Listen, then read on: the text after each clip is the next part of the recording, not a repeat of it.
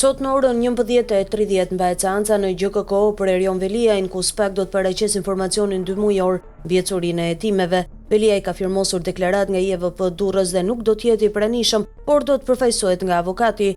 Ndërkohë, gjykata e lartë ka caktuar datën 8 korrik ora 12 për shqyrtimin e rekursit Erion Veliajit për masën e sigurisë. Relatori është caktuar gjyqtari Albana Boksi. 2 anëtarët e tjerë të grupit gjykues do jenë Medi Bici dhe Sokol Binaj. Rekursi do të shqyrtohet në dhomë këshillimi pa praninë e palëve. Sipas njoftimit të gjykatës së lartë, kjo çështje është nënshtruar gjykimit me procedurë të përshpejtuar, duke hyrë në kategorinë e çështjeve me prioritet. Më 9 qershor, apeli i GKK la në fuqi masën e sigurisë arrest me burg për kryebashkiakun e Tiranës, i cili kërkoi lirinë kundrejt garancisë pasurore, pa përcaktuar një shumë, duke ja lënë në vlerësim gjykatës, por gjyqtari Engert Pollumbi rrëzoi kërkesën, ndërsa la në fuqi edhe masën e arrestit shtëpiak për biznesmenin Elman Apule, i cili ishte vetë në sallë. Kryebashkiaku i Tiranës është në hetim për korrupsion pasiv dhe pastrim parash, ndërsa ndodhet në arrest me burg që prej 10 shkurtit.